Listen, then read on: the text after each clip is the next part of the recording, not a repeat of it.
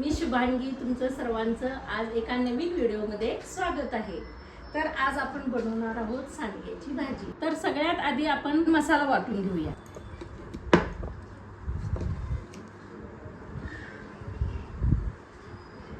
दहा 12 पाकळ्या लसूण,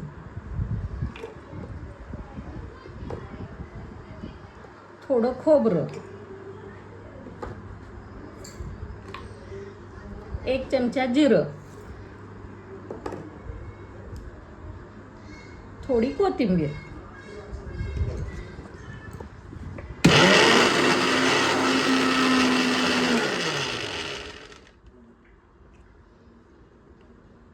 आपला भाजीचा मसाला रेडी आहे। आणि आता हे सांडगे आपण थोडेसे भाजून घेऊया।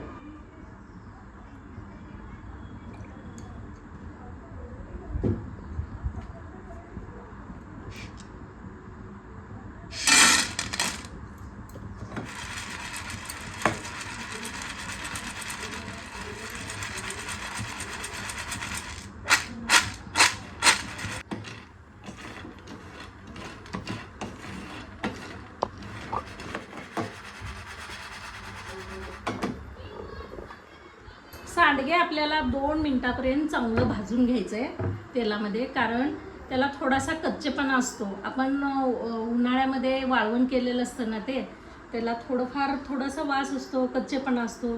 त्यामुळे त्याला थोड्याशा तेलामध्ये छान असं लालसर बारीक मंद आचेवर परतून घ्यायचं। जर मोठ्या आचेवर केलं तर करपून जातात, मग आपली भाजी कडू होऊ शकते। त्यामुळं बारीक आचेवर 2 मिनिटं छानसं भाजून घ्यायचं।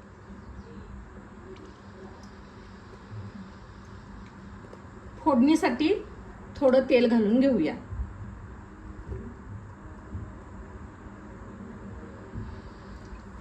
तेल गरम झालंय, आपण त्यामध्ये आता कांदा घालून घेऊया।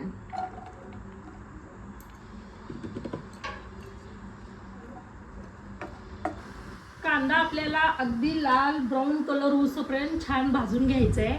आणि आपण जितका कांदा चांगला भाजू तितकी भाजी आपली छान होत असते। त्यामुळे कुठलीही भाजी बनवताना ना आपल्याला कांदा अगदी लालसर छान भाजून घ्यायचा आहे। आणि आपला कांदा आता भाजून झालेला आहे, आपण त्यामध्ये वाटलेलं वाटण टाकून घेऊया।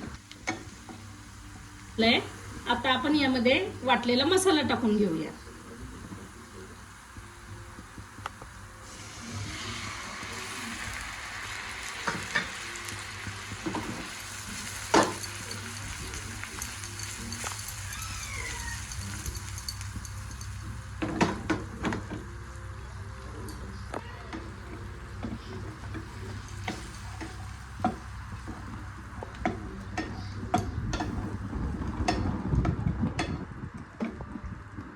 मसाला आपल्याला 1-2 मिनिटं चांगला भाजून घ्यायचा आहे।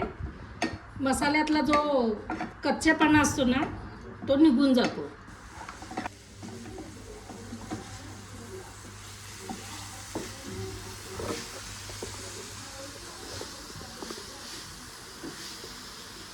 मसाला आपला 2 मिनिटं झाले चांगलं भाजून झालेला आहे।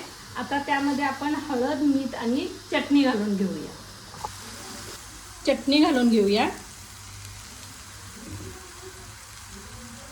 चवीपुरतं मीठ,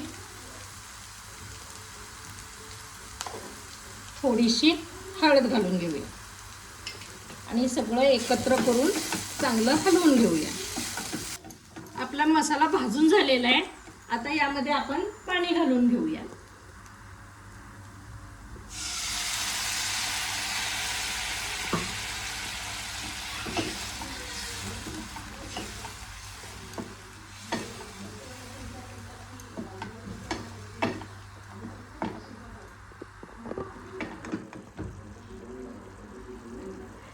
मसाल्याला चांगली उकळी आली आहे। आता आपण त्यामध्ये भाजलेले सांडगे घालून घेऊया।